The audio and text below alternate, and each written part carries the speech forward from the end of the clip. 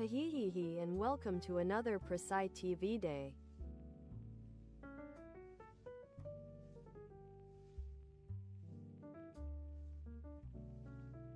Third day of the year full of new things.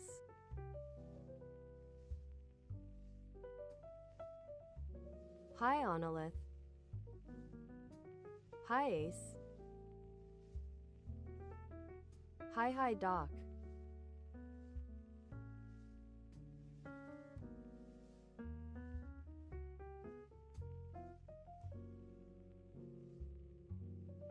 My brodas, how are y'all?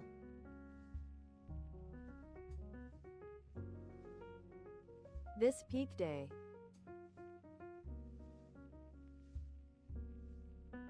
Hi Ricket. Hi Mellow. Hi to Hum. Hi Bixby.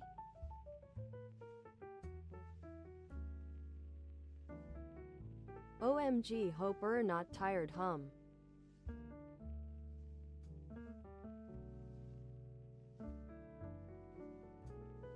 Mad Jack, hehehe.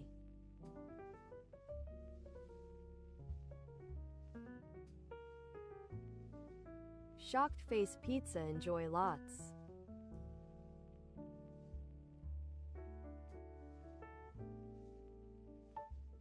Pizza on peak day sounds cool and yummy, enjoy. Saturday.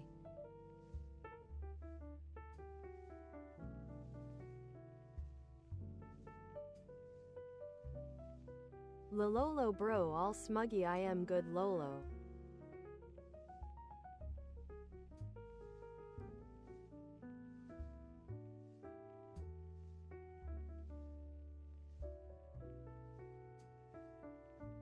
But yeah, my brodas, hope all is going good today or tonight.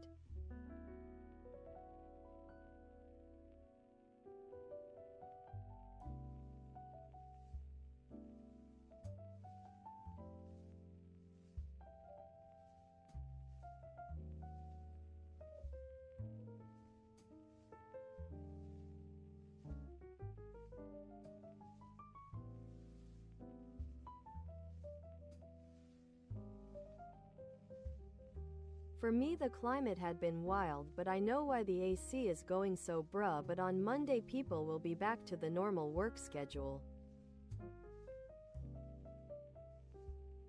And it can be fixed.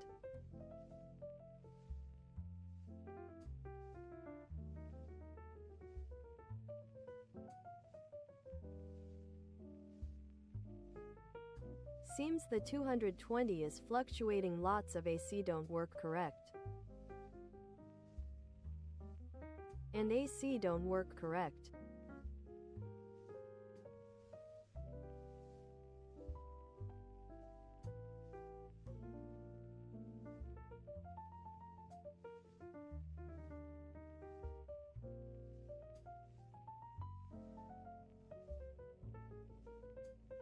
Like if is on 18 you feel like nothing is on Lololo, but right now that is on 24-23 feels a lot more fresher.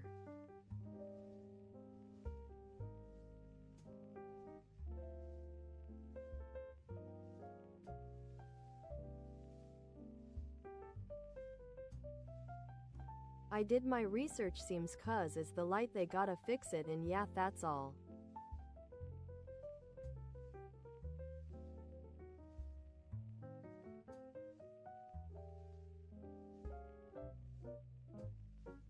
Yeah, don't worry, is gonna be fixed.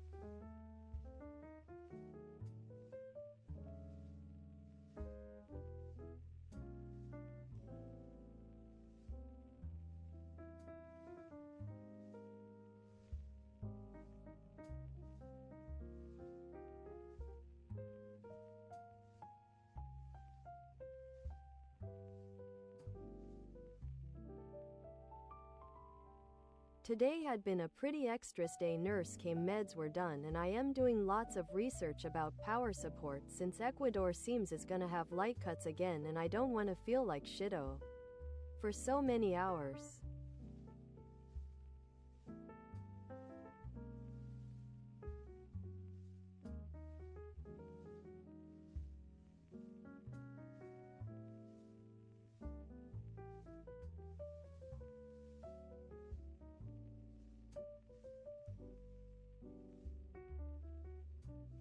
And yeah, doing lots of research so I can have some light support or some panels, whatever that works.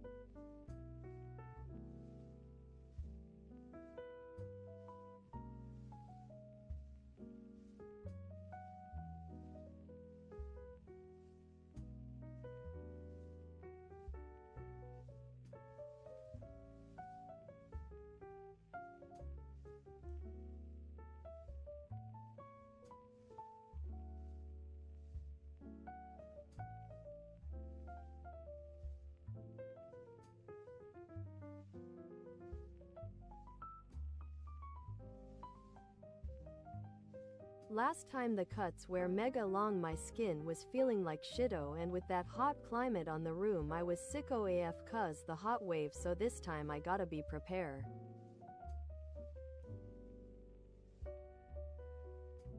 Is actually winter.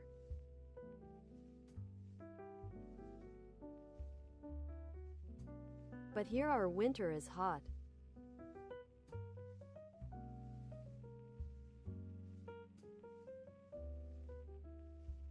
Wait, is not winter.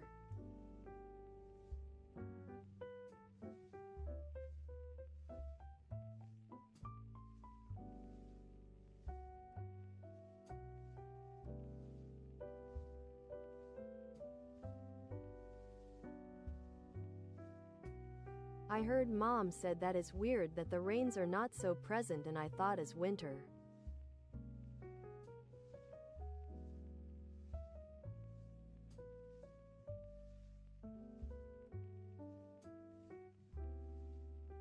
Our winter is rain hot and mega but mega humid. Lol.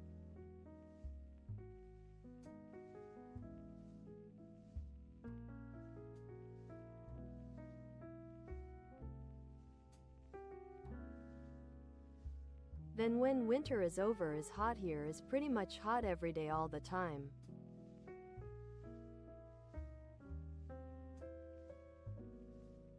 For example right now is 32 degrees.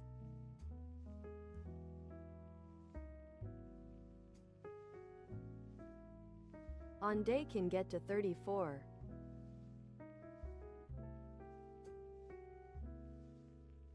So yeah, is mega hot here. Sadly.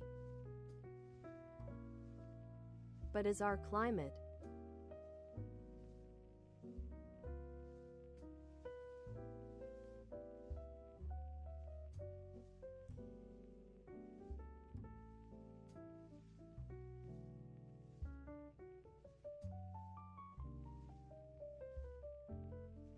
Aw yeah, the freaking hot humidity is the worst. You are sticky and you feel like shito.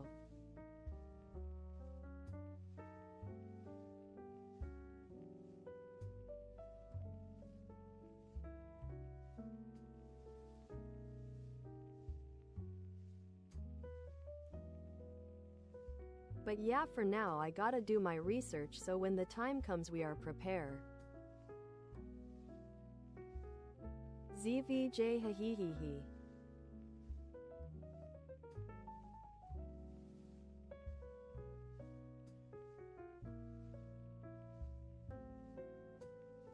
Members of my family are already buying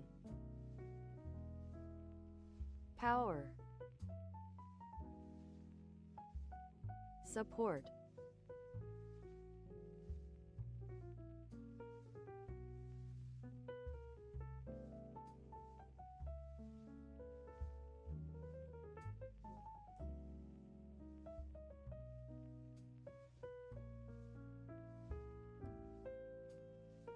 Is better to do it now cuz when is too near to the cuts people prices are crazy.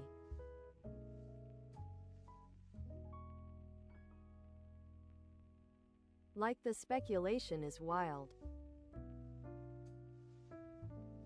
Like no shit lololo.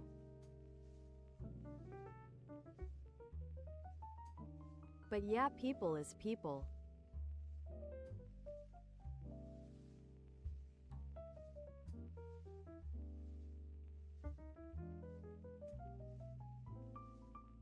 Besides that, scared since Ecuador is in South America.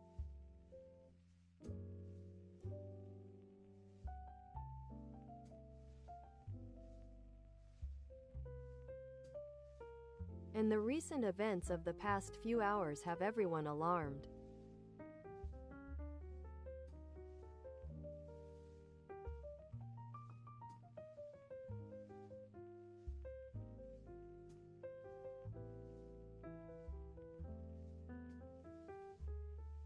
Because they're not following the protocols, and that's scary. And well,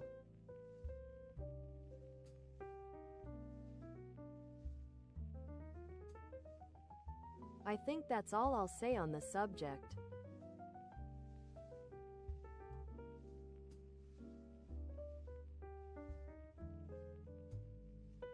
We already talked about this morning.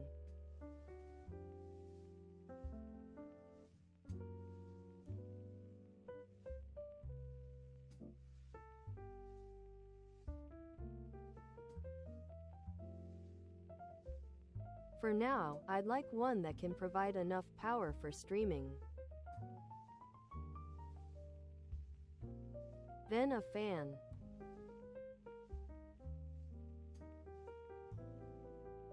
Like it can hold a fan.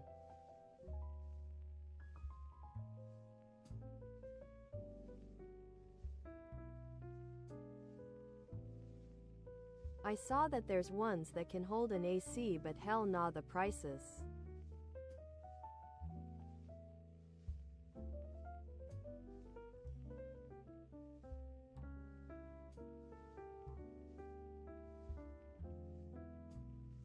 I also saw that the same brand sells an AC that is powered by itself.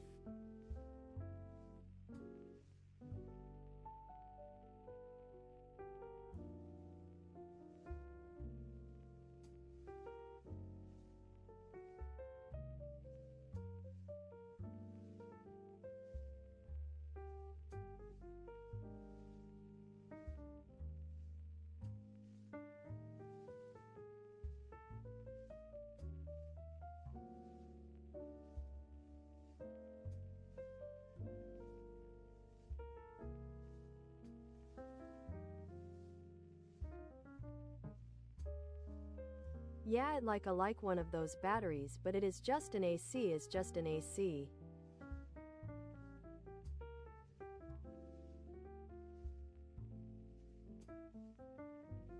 Not for charging or anything more, just chargeable AC.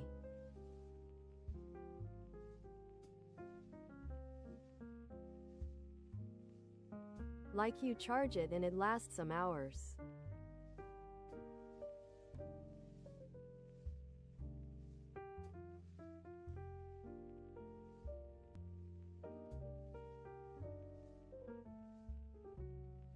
Yeah, is like a battery supply, but it's just an AC.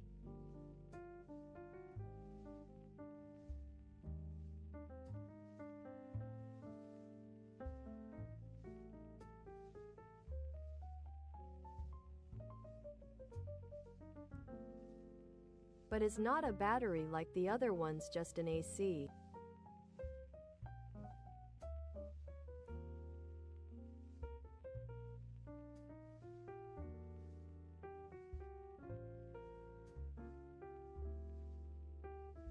I was seeing if that would be useful, but I gotta see options.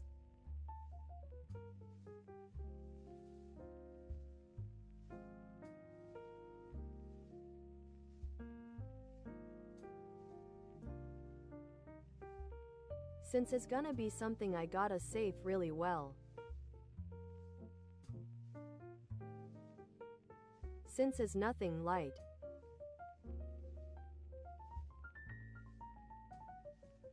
So researching. High pallid?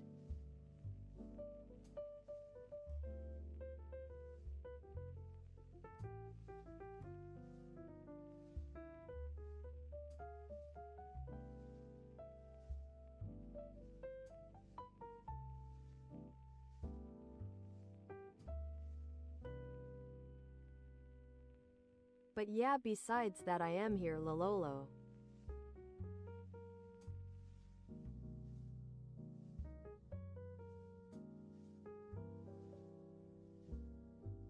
That had been basically my day lololol.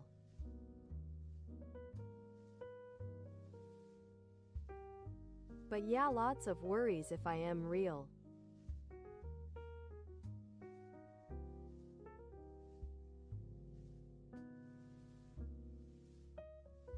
Is lots of stuff happening, and yeah, I hope for the best.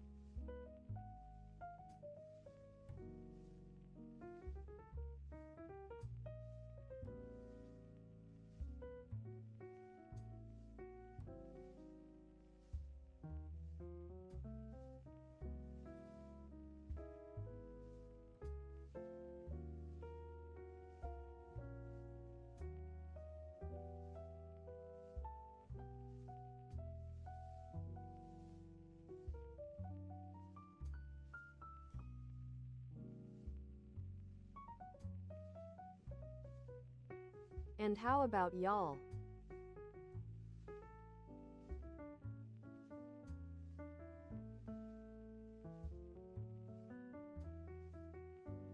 Hope all is going great and chill since tomorrow is resty day.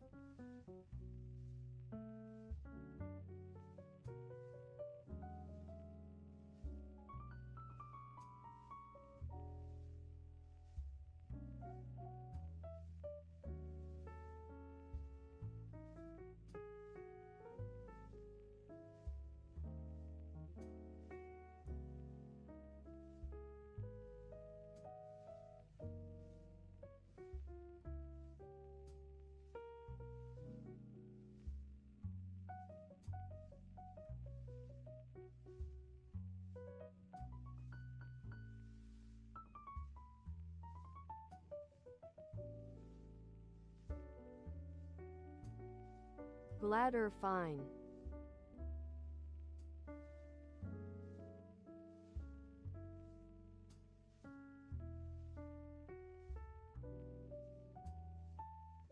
OMG, puzzles are fun till you don't find the glue thing. Lol.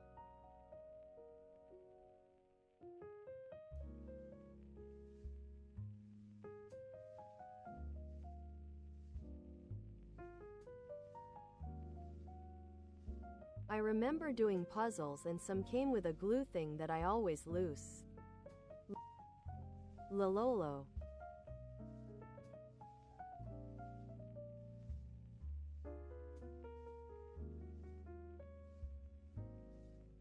So you could glue the back and is all together.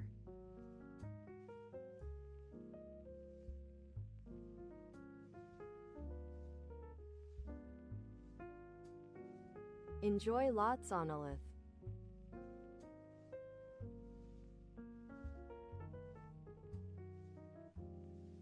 Wine shocked face, wow fancy, ooh la la ah.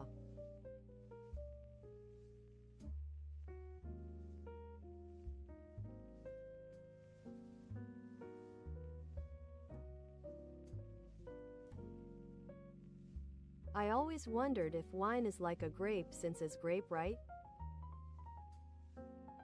Lololo.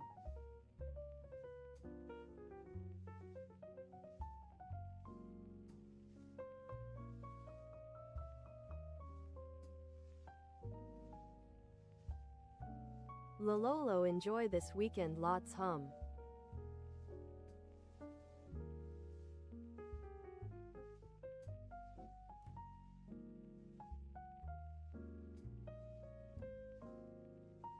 I hope D&D can be Ritake soon. Mad. Retake.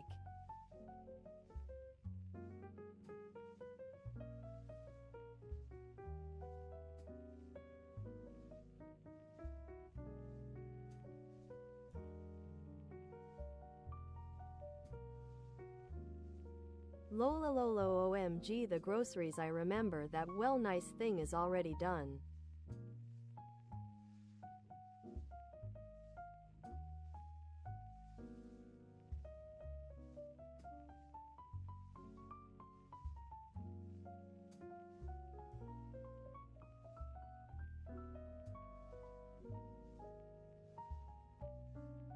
Yeah, right, but when is a big puzzle more than 1,000 pieces? You know you gotta glue that. Lola lolo.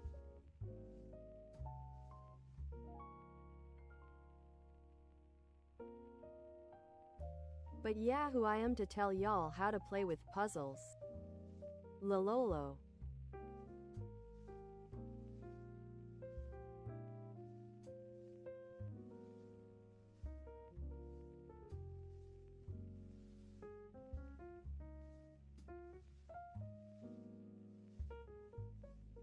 OMG men, sometimes I think I will never knew what's up with alcohol in general.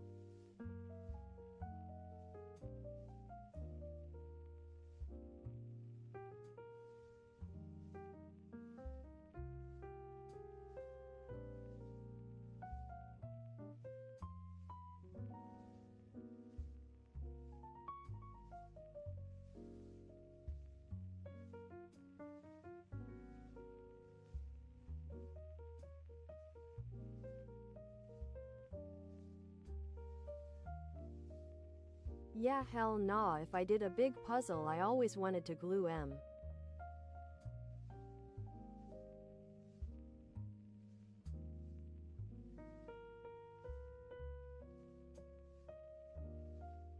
But always lost the glue thing. Lol.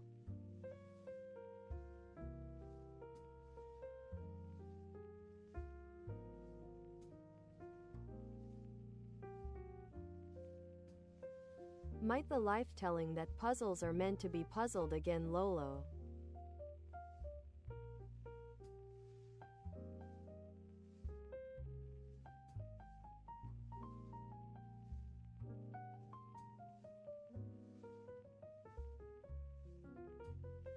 Well, I had been zooted on meds lots of times. Lol.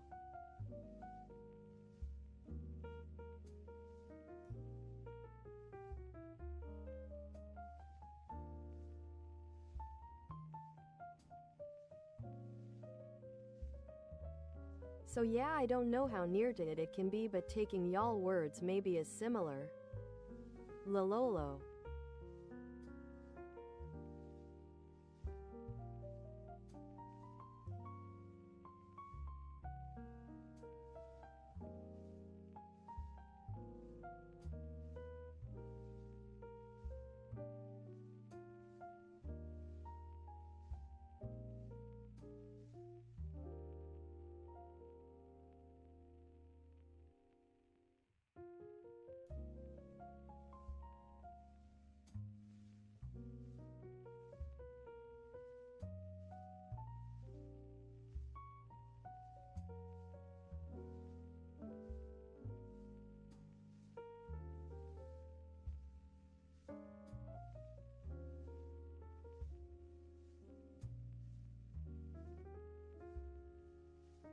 Lololo.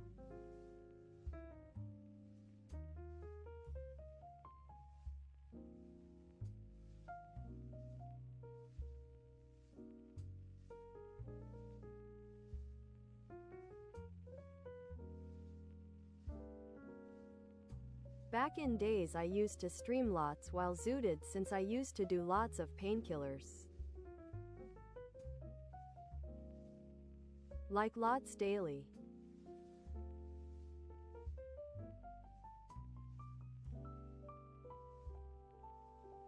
Now I can't have M so easy.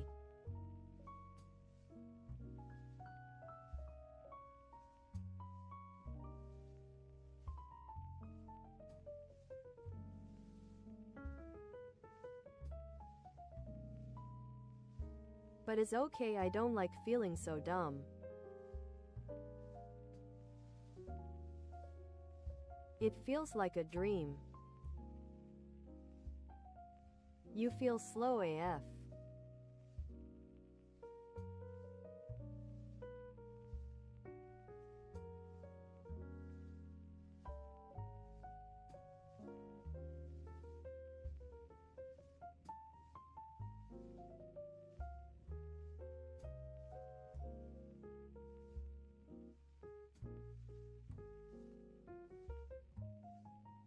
Yeah, exactly like that emote Bixby.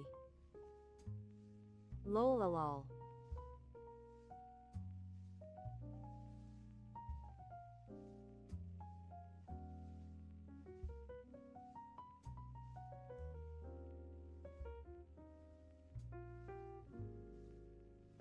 Damn voice, nice fact. I didn't knew it.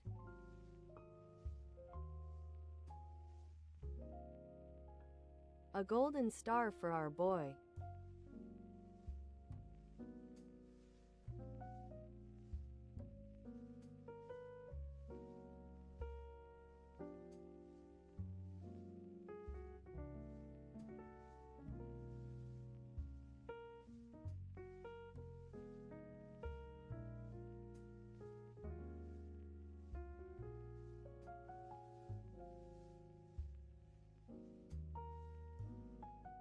But for real I love to learn stuff I didn't know. I feel I know more. Lol, worth the redundancy.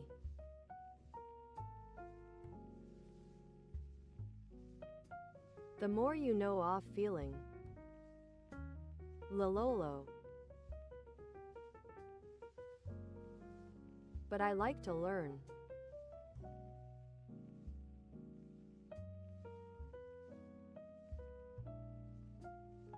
I am actually pretty actually person.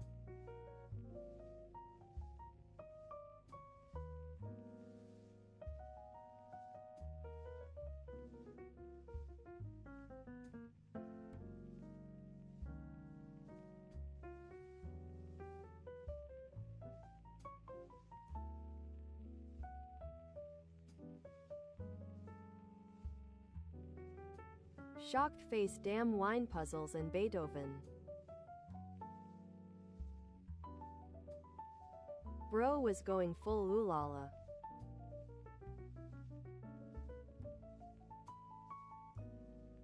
Oolala maxing.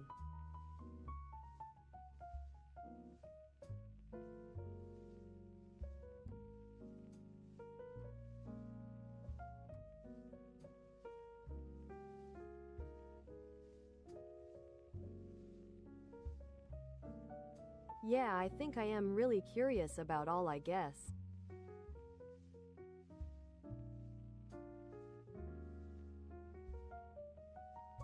Since small I was a pretty actually child.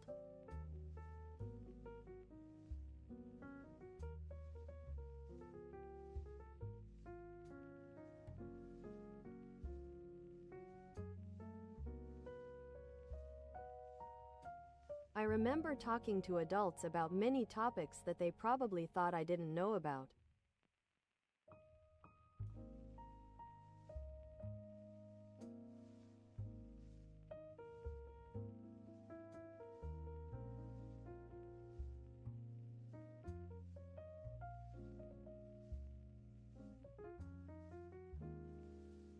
But I've always enjoyed reading, not just literature. I like to read news and things about the world in general.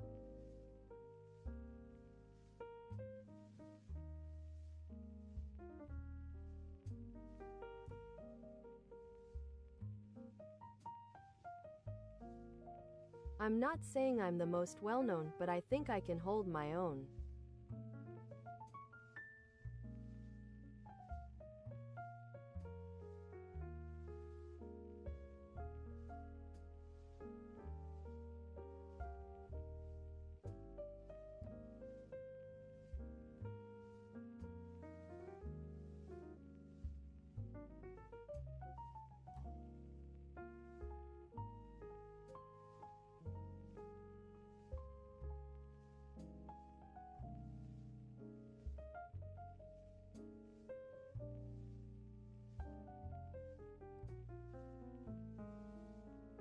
Well, I am glad y'all did some changes for a better y'all. Proud of y'all. Prisci proud.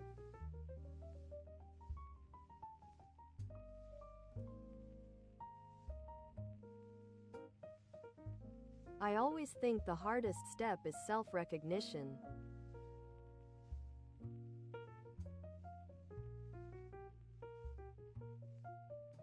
When you realize it, that's when you make the real change. Of whatever.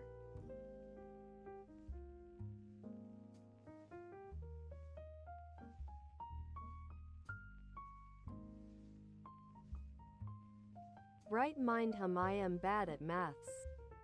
Lololo.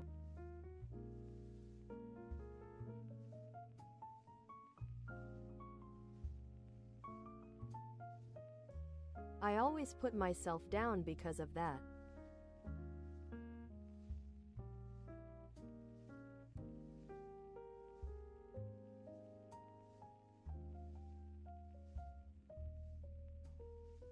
But I think it's simply my problem. Everyone is good at something different.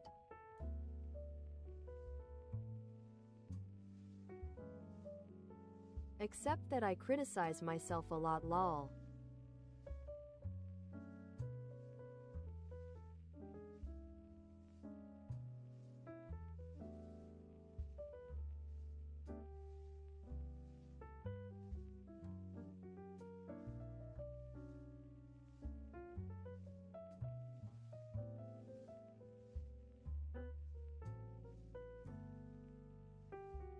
I wish I were better at math so I could call me a bright mind.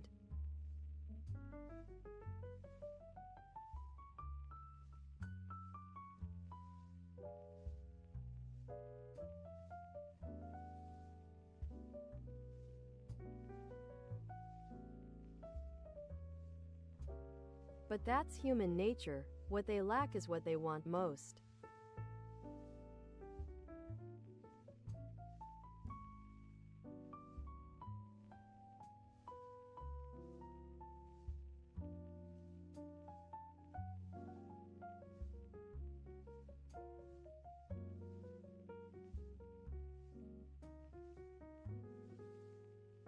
Yeah, reading the news can cause harm.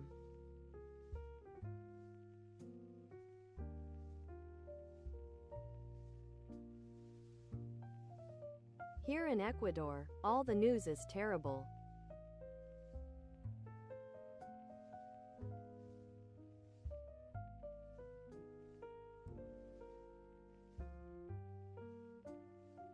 So I limited myself to reading only the important parts.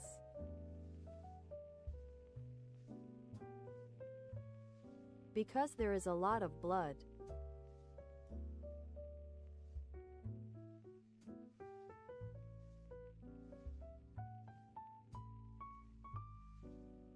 And whether you like it or not, becoming desensitized is not good.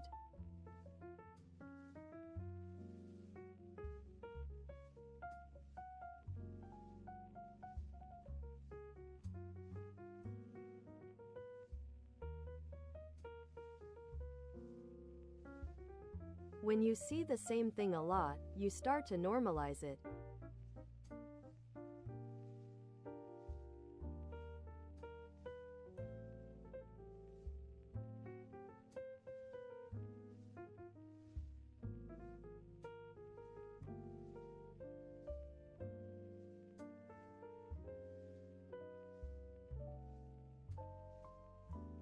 That's why I limit myself to only reading things that aren't about blood when it comes to Ecuador. But it's difficult.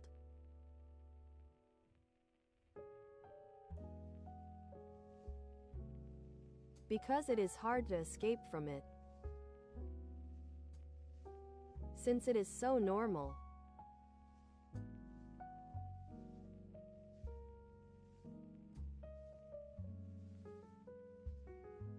But yeah, Onolith, reading news can give lots of anxiety.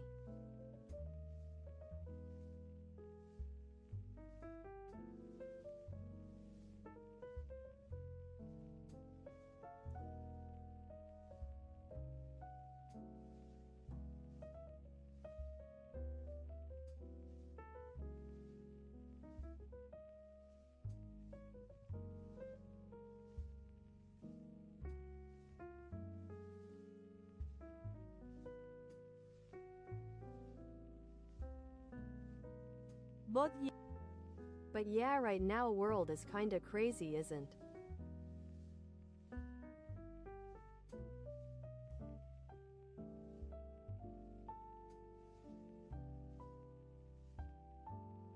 Men, where is the lil reset hole on the earth, lol?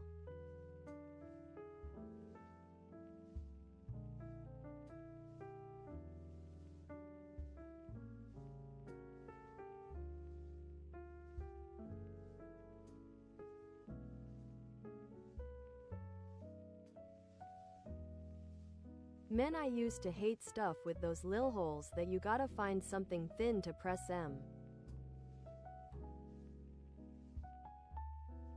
To reset M. Lol.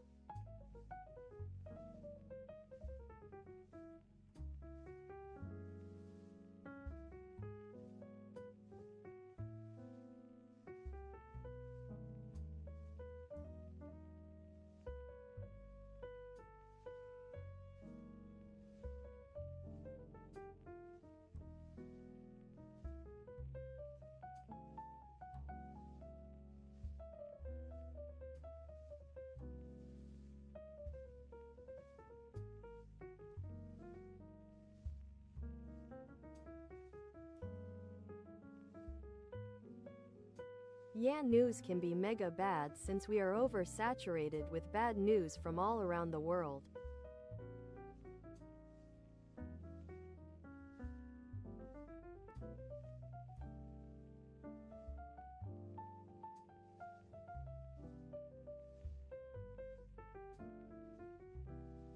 But yeah, we gotta take care of ourself when it comes to media in general, news, etc.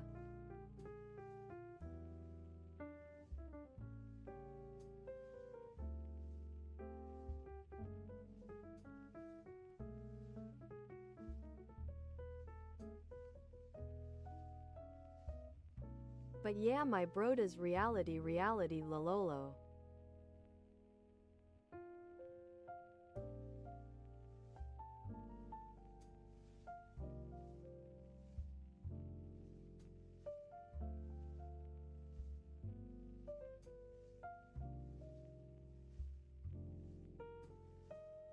Sometimes I think if I am still a VTuber, I recently starting to think I am a streamer with an anime model.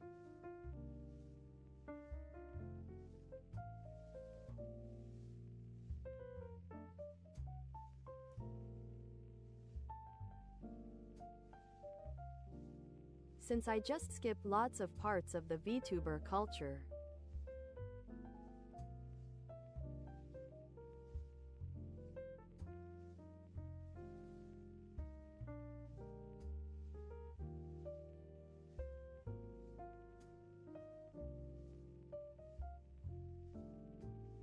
But I think I haven't say or done something crazy to feel that I am just breaking all the rules. Lol.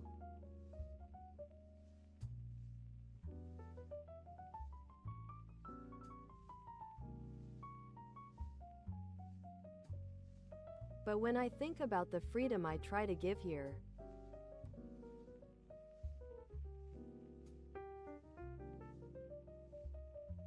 is when I think about that.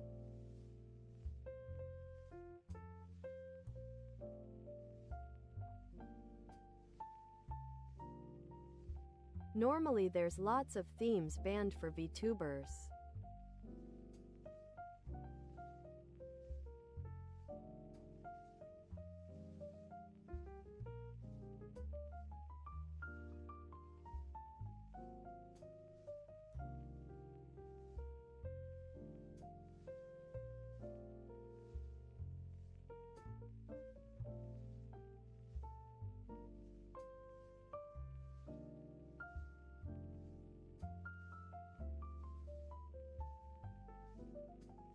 But I prefer people to be able to just talk what they feel or whatever topic.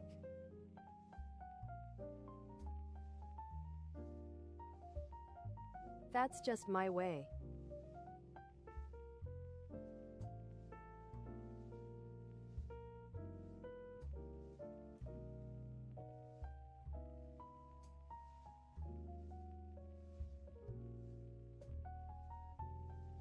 But I think since the beginning this chat had no rules at all. And still like that.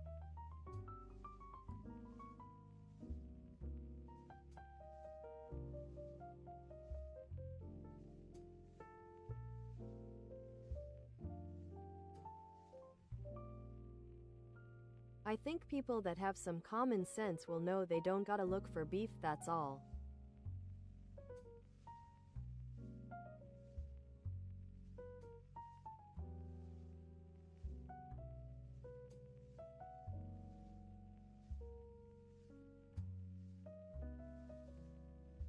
That's why I never thinking on putting rules since I think is mega obvious.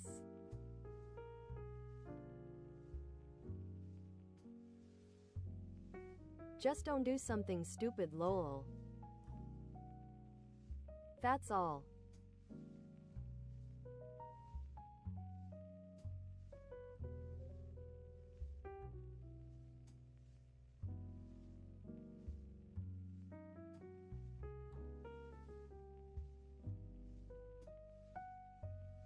But yeah, my brodas, let's watch vids.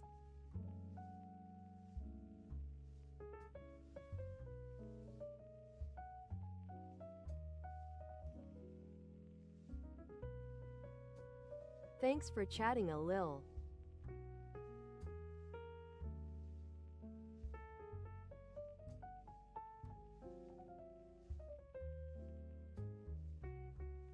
First vid is the coolest fossils of 2025. Oh wow.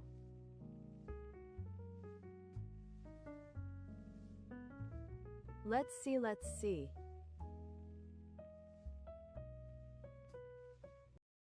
Fossils aren't just cool to look at. I mean, they totally are, but they're full of important information too. They tell us about animals that have been gone for hundreds of millions of years, revealing what they might have looked like, where they lived, and sometimes how they lived. And the reverse also happens. Examining fossils that are millions of years old can help us learn more about the species that still exist today. So let's explore our favorite fossils from 2025 and all of the amazing things we learned from them.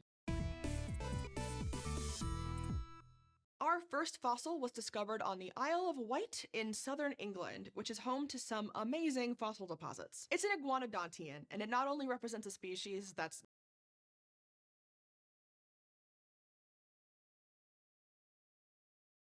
The legs are so cute and lol.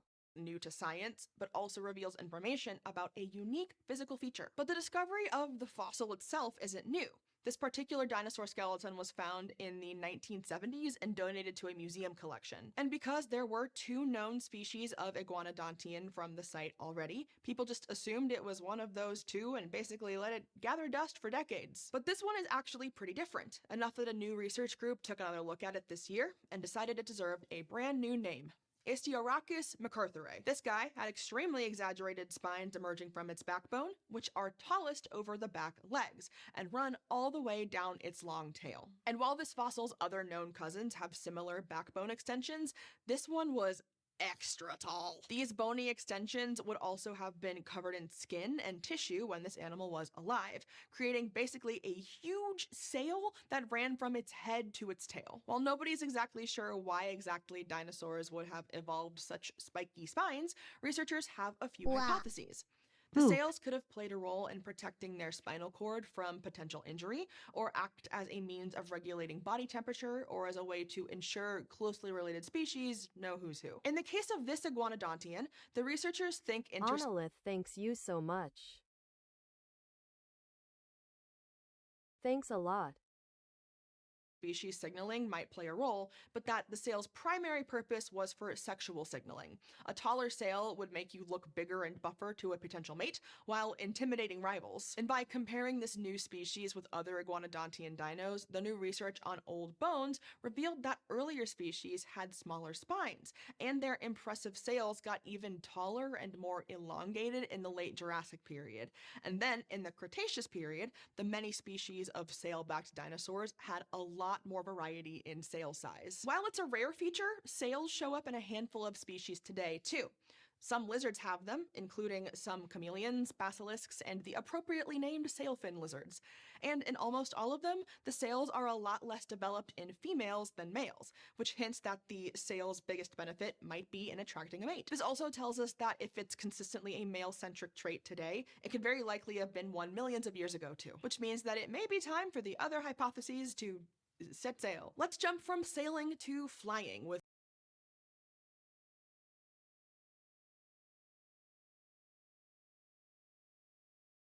OMG is like a mix.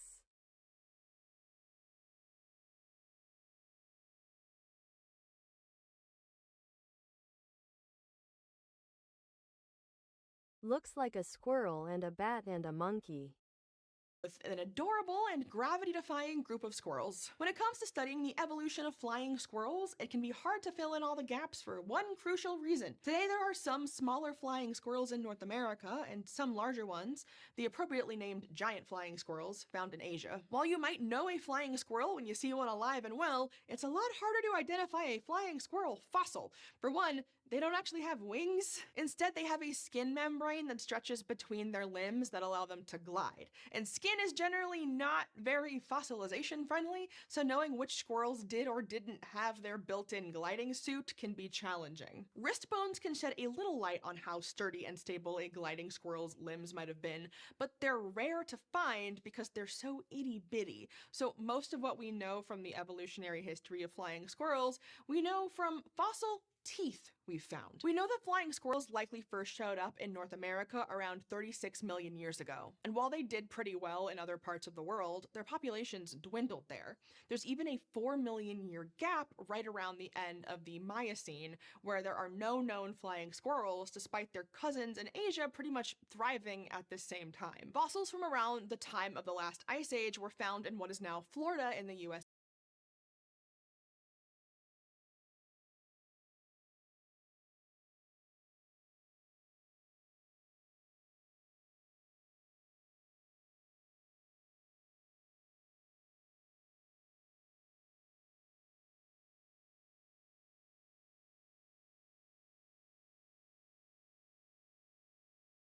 Sorry, I might be roted on the brain, but rotating objects always Fossils from crack around me. the time of the last ice age were found in what is now Florida in the USA and were thought to be from a genus new to North America.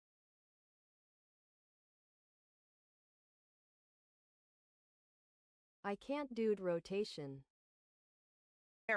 But it wasn't a solid connection. But a paper published in the Journal of Mammalian Evolution this year not only took another look at these past Florida finds, but also looked at a new fossil assemblage from what's now the state of Tennessee. And while they pretty much only found teeth, they used those teeth to estimate the body size of the squirrel who grew them.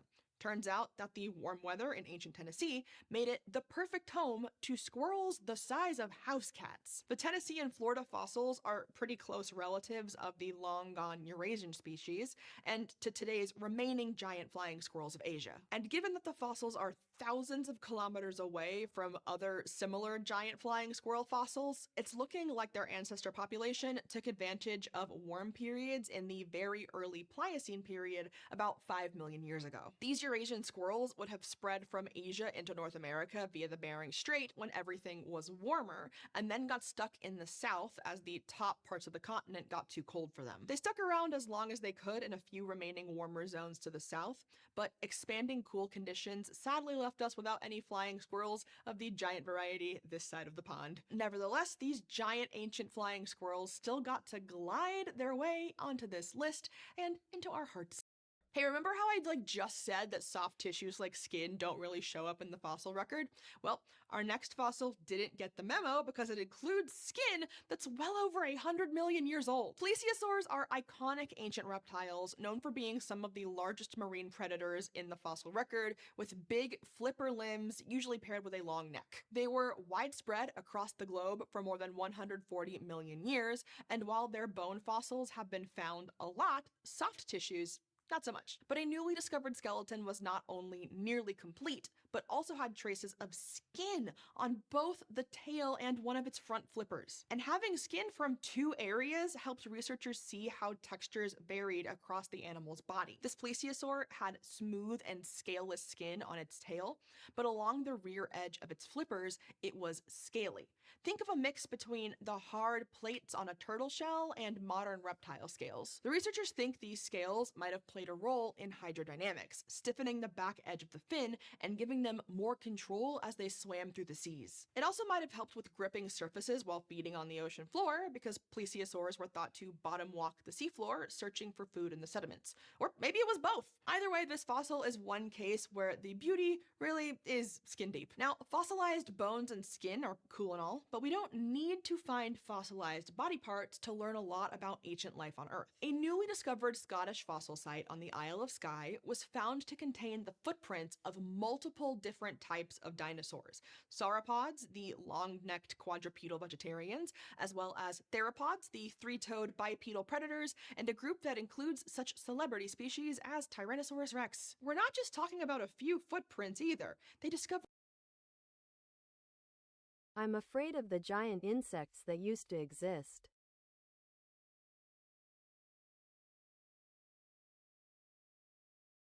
Giant dragonflies.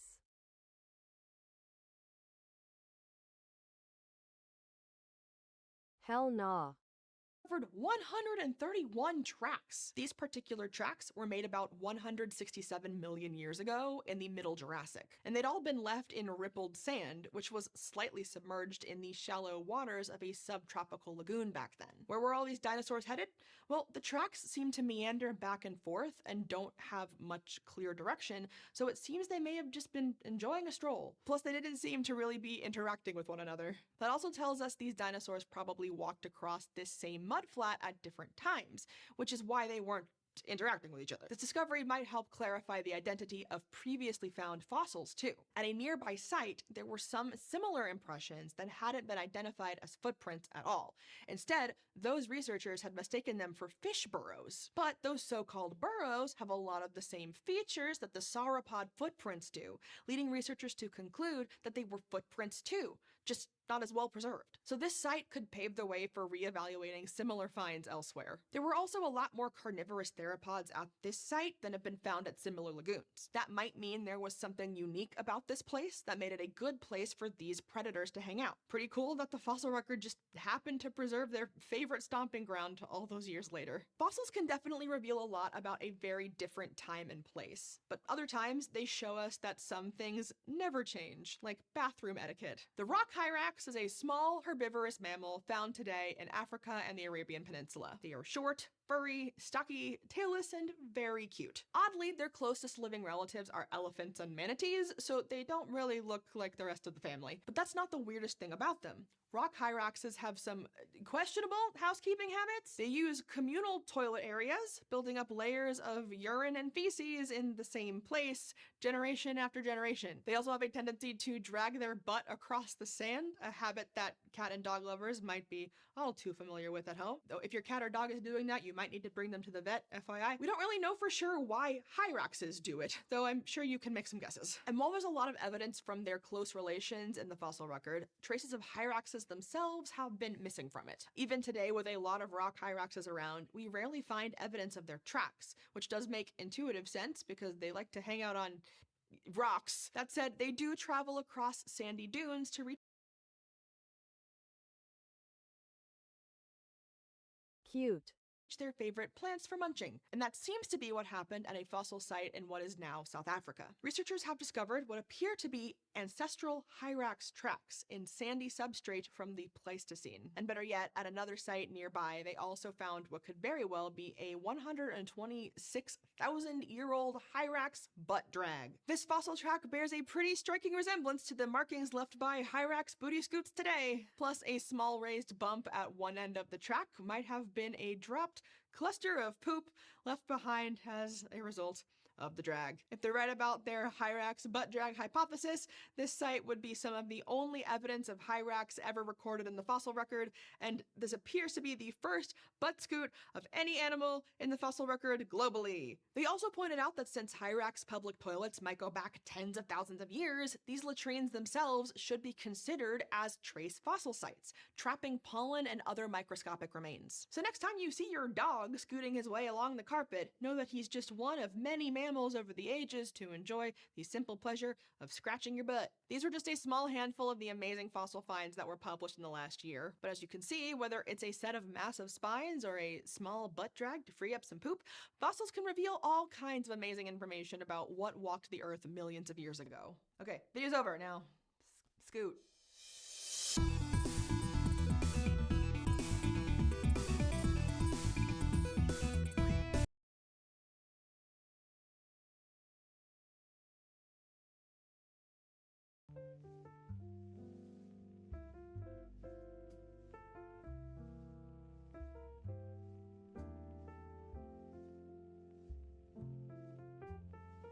Men, now I know some cursed and cool facts.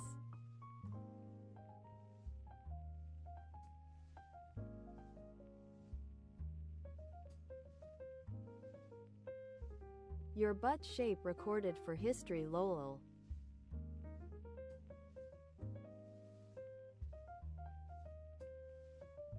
Plaster cast of their butts.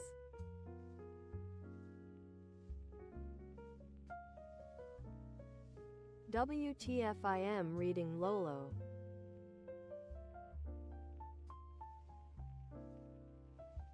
OMG Lola Lolo.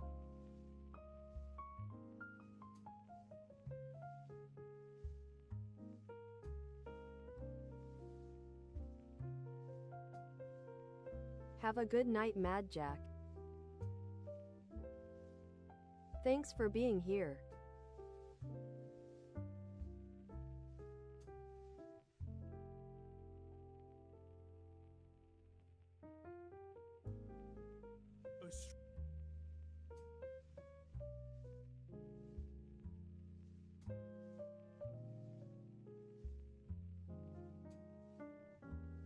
Thanks for sending David. Next vid is the toad that broke Australia.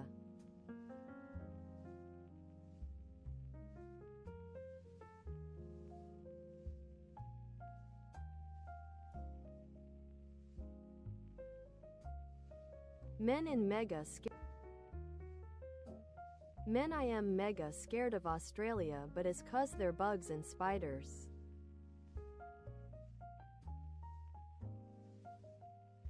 Nah men, how can they live like that? I could never.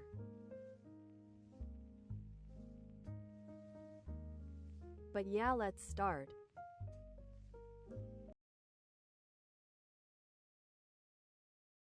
Australia is home to some of the deadliest animals on the planet. But what if I told you there's one creature they all fear? An invasive species, millions strong, wiping out native animals that we are locked in combat with to this very day. What kind of vile beast is capable of spreading such reckless hate? The answer is this fat fucking toad. But how did this war begin? Well, to answer your question, we're gonna have to go way back. The year is 1866. We are in the land down under, and our story begins the same way many tragedies do. We are in the land down under, and our story begins the same Lololo. way many tragedies do. With the British. You see, having gone hippity-hoppity, your ancestral home is now my property around 90 years back, the Brits were in full swing, rampantly colonising the country. And part of that included agriculture.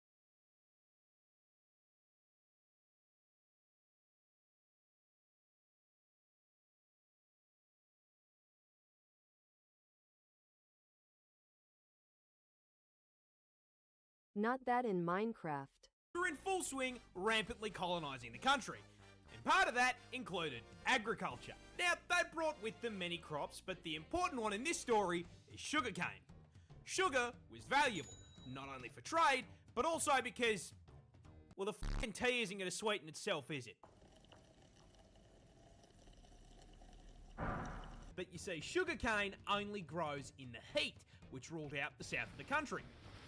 It also likes humid environments, which ruled out Western Australia, which left them with one option. And so, the cane farmers loaded up their first Stardew Valley save in Queensland in 1866. But the farmers ran into an issue. You see, Queensland is home to these nifty little bugs called Dermalopida albahertum. These are native beetles that hit their macros by munching on plant leaves. So when cane farmers joined the Queensland Minecraft server and set up a f***ing Hermitcraft-sized farm, the beetles were in heaven and set to work demolishing the plant leaves. Now, funnily enough, the adult bugs weren't actually the problem. Sugarcane leaves hold full value. But the problem is that with such an abundant food source, the bugs started multiplying, laying their eggs around the base of the plants. These eggs hatched into larvae, and unlike the grown-ups, these little worms don't eat the leaves. They eat the roots. And so the sugarcane starts getting absolutely fucking spit roasted, and the farmers can do nothing but watch as sugarcane yield plummets through the floor along with their profits. This whole situation really pissed off the farmers, who banded together, went to the Australian government, and told them to fucking fix it. Sir, a horde of creatures is destroying the cane fields. And so the Queensland government founded the Bureau of Sugar Experimentation Stations, or the BSES, in 1900. This team of crack scientists then immediately set out trying to solve the very same issue every single Factorio player faces. This place is covered in bugs. They are breaking my shit. How do I violently slaughter the local wildlife in order to expand capitalism and my profit margins? The BSES pondered this question for 25 fucking years. They tried spraying chemical insecticides. Didn't work. They tried injecting insecticides into the soil. Didn't work. They tried releasing the fucking cordyceps fungus. And it still didn't work.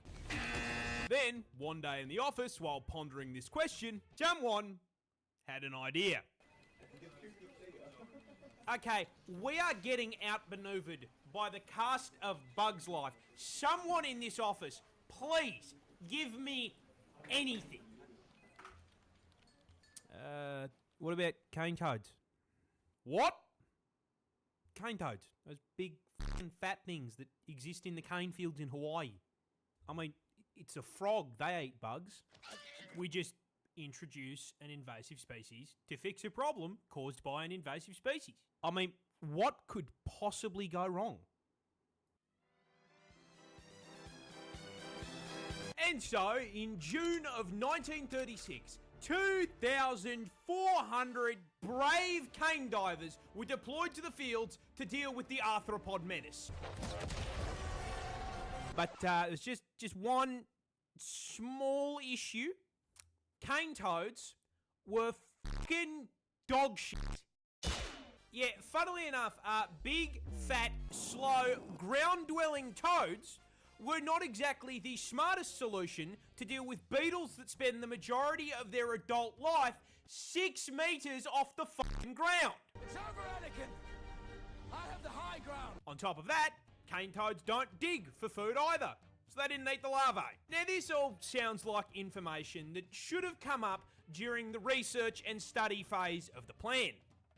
This, however, implies that there was a research and study phase. The BSES did not conduct a single fucking study on environmental impact before releasing an army of cane toads. Are you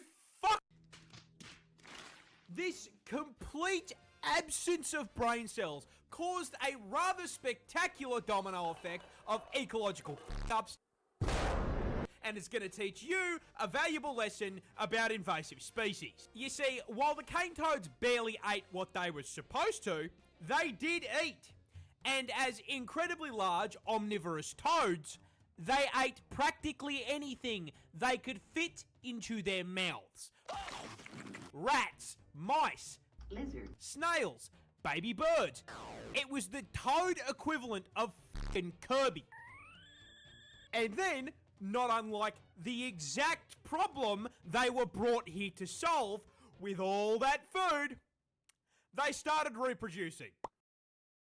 A lot. In fact, female cane toads can lay anywhere between 8,000 to 30,000 fucking eggs per clutch. But I mean, this should not be too much of a problem. Australia is home to some of the deadliest creatures on the planet. Surely, the local wildlife has this under control. Wait, what? Cane toads are poisonous. So those little bulges on the shoulder, those are parotid glands, and they are packed to the brim with bufotoxin. No, that's not a D's nuts joke. Got him! Now, whenever the adult toads are threatened, they will squirt this white, sticky fluid out of the glands. And when ingested, it does two things. One, makes you trip absolute balls thanks to the hallucinogenic bufotenin. And two, the other ingredient, bufogen, just straight up gives you a fucking heart attack.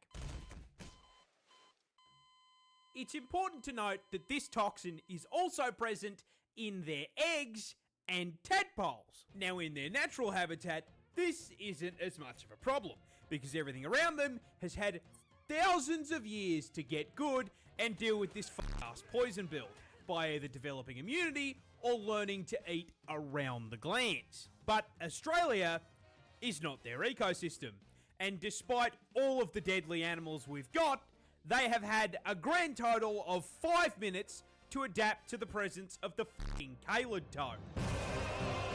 Now, quick question for the class. What happens to an animal population when there is nothing to eat it? It gets bigger.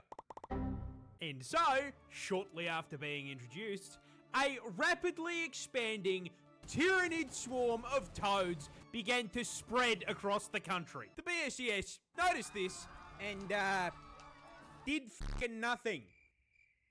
Because it technically didn't affect the sugar cane. The swarm spread further, occupying all inhabitable parts of Queensland, and they were laying so many fucking eggs that their clutches began polluting the waterways like a bufotoxin teabag, killing native fish as well as any animals that drank from the water. The BSES did nothing. Those eggs hatched into tadpoles, which started killing more fish. The BSES still did nothing. The swarm advanced, breaching into the Northern Territory and New South Wales. When questioned, the BSES insisted the toads were doing their jobs and everything was fine. By the 1980s, doing their jobs and everything.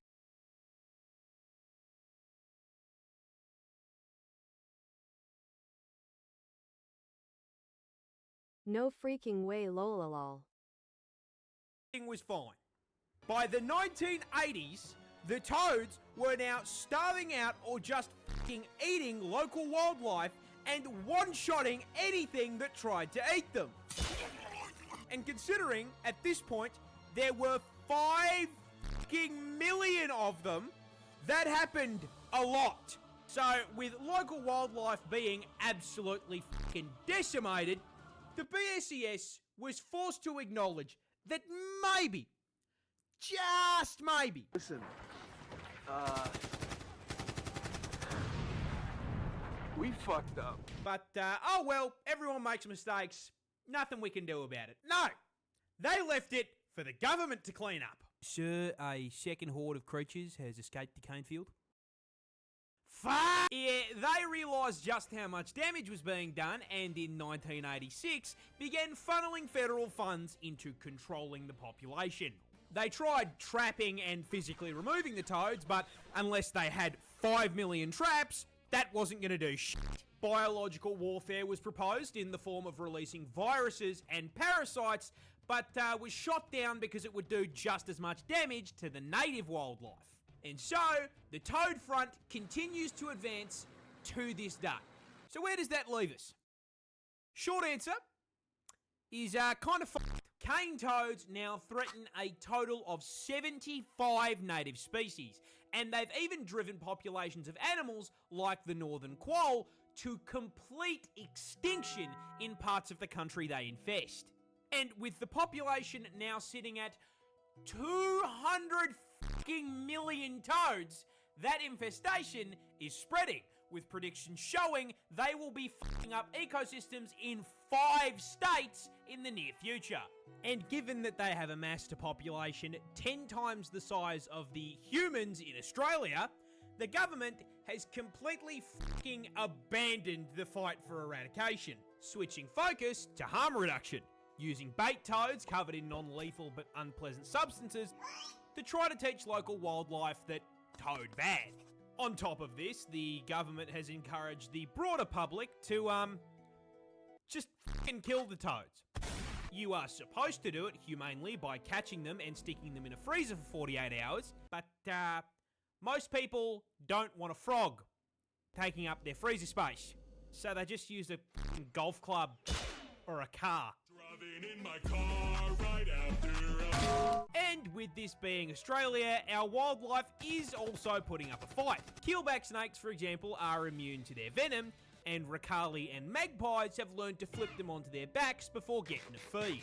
Now, jokes aside, you want to know who I feel genuinely fucking awful for? The toads. They didn't ask for any of this shit. They just got dumped onto a random island and did their thing, and now they are being actively hunted. No. The assholes in this story are the BSES and the cane growers. Because you may be thinking, why were they allowed to do this shit in the first place? Well, that's the neat part.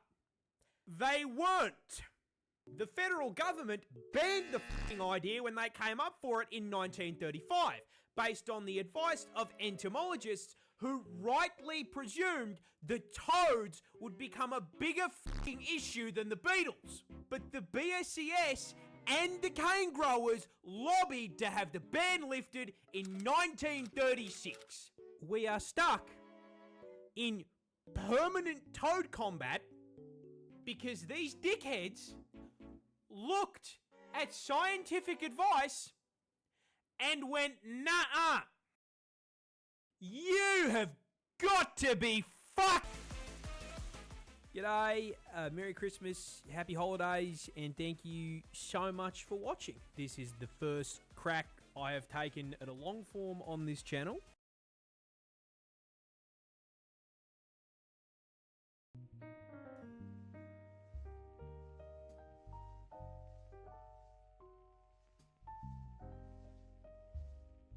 Thanks for sending David.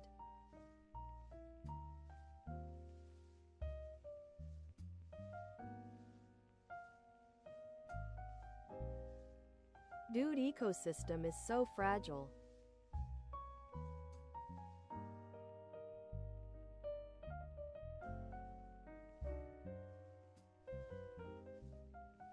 Damn, the toads are owning Australia.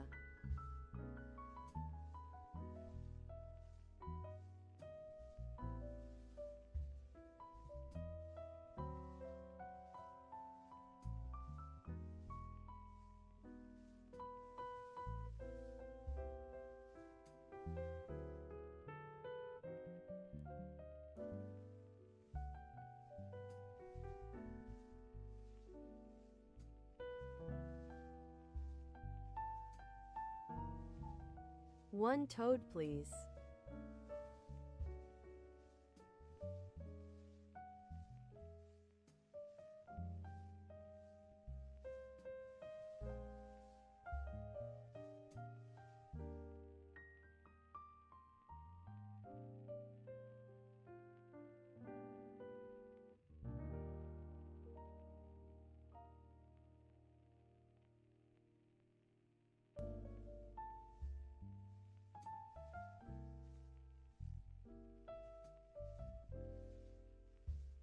Ecosystem is not systeming.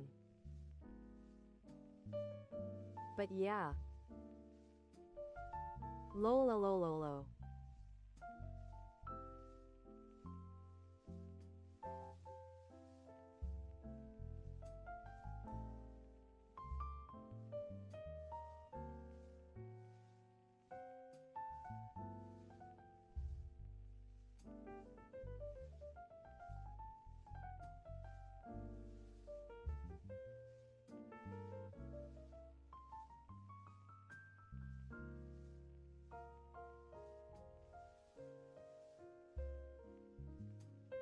Aw man, I hope it can get fixed somehow, but seeing the data that bro said is gonna be hard.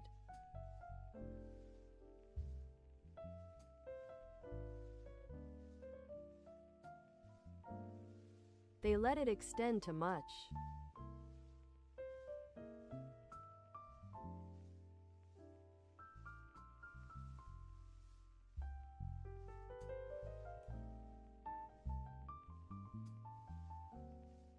My bro, does this vampire is yawning.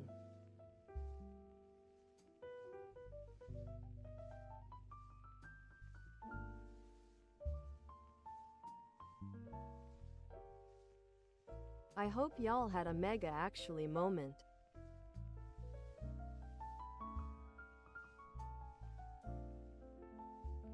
Thanks for sending vids and learning with Prisci.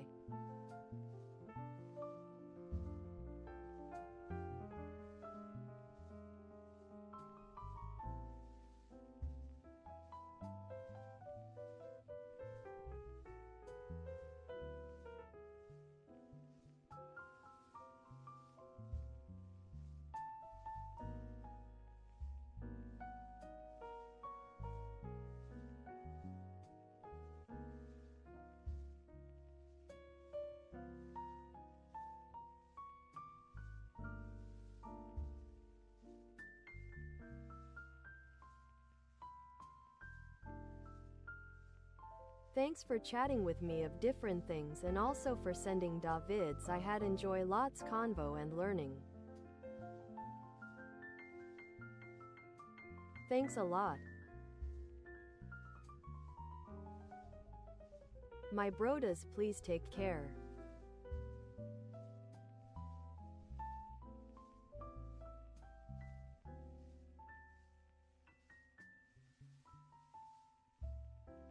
Drink lots of water.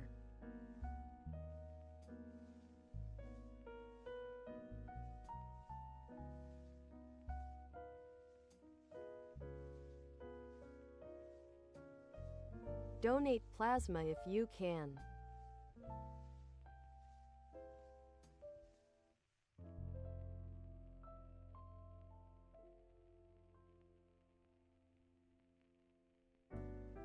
And please enjoy rest of the day or night.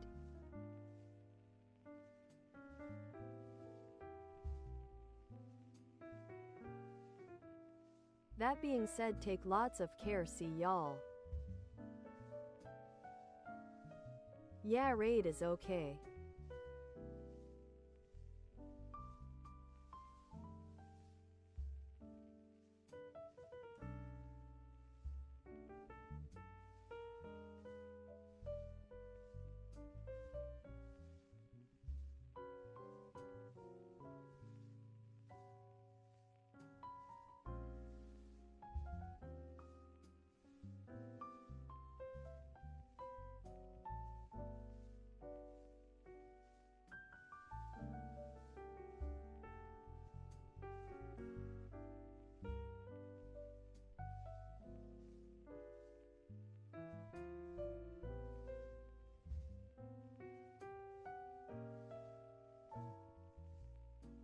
Take care.